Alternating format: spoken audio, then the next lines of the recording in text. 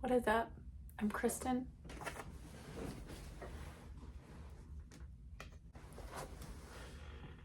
What is up? Welcome back to book club.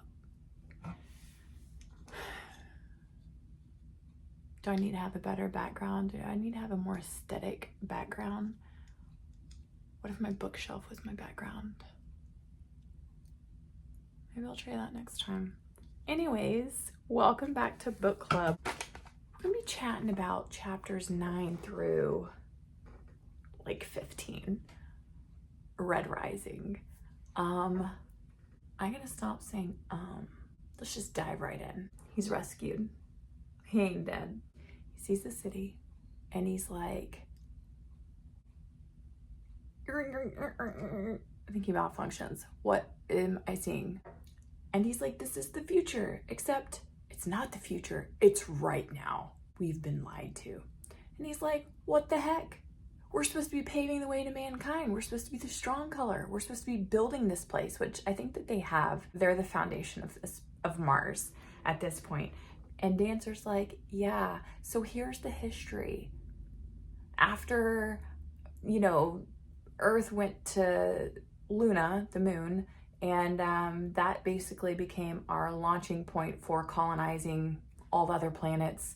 And we've been here for like 700 years. 700 years. That's how long we've been here. You've been a slave all this time, believing that you're paving the way for a better world. Guess what? Better world is here. He looks out the window. See the boyfriend running by with his beverages? He's chasing the girls. Yeah, the better world is here. And you're down below, suffering. When humanity went to the moon, this is when they started establishing the colors, is from what I understand. For the sake of efficiency and order in society, they established the color. Somebody's mowing. I'm gonna be so annoyed if this entire video is ruined because he's mowing. Last time it was kids, this time it's the mower. You know what? We're gonna roll with it. What choice do I have? All right, Darrow's ready to fight. He's like, tell me what I have to do, okay? So then the next thing you know, we're walking through town. We're headed to this building. And the guy tells him the plan. He's like, hey, you're gonna go through the carving. He's like, okay, how many people have done this carving? And Dancer's like, 97 have failed the carving and that we know of.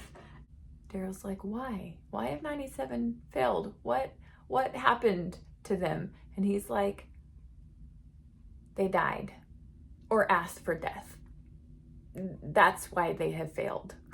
But you'll be different. You'll be different. You'll be great. This is like, I believe in you. And that's okay. So they walk through Yorktown, that's where they are. That's where they're going. So they come to a building. They got strange people and creatures that seem not quite human. Some have got wings. They've got different, like horns, and like we're talking weird stuff, weird creatures that are not the natural creatures. And they knock on this door. It seems pretty shady. They're there to see a guy named Mickey. Okay, Mickey, in my mind, do y'all remember Chris Gaines? Like when Garth Brooks took that alternate identity and he was Chris Gaines and he had like the black hair hanging down. This is what I picture when I see Mickey. And at first, like, I really don't like him. He seems like a pimp. He's got this club where people are whatever they're doing. He's got females that he seems to own, slaves, that situation. He seems a little greasy, He's a violet, and a violet is a creative, which is apparently a rare color. It's something Darrow's never seen before. Aren't all we creatives rare? Anywho, and at this point, I'm realizing that the color of the eyes signify their color, but also the sigils on their hands. So they've got the sigils. Darrow's got the red sigils. This boy's got the violet sigils.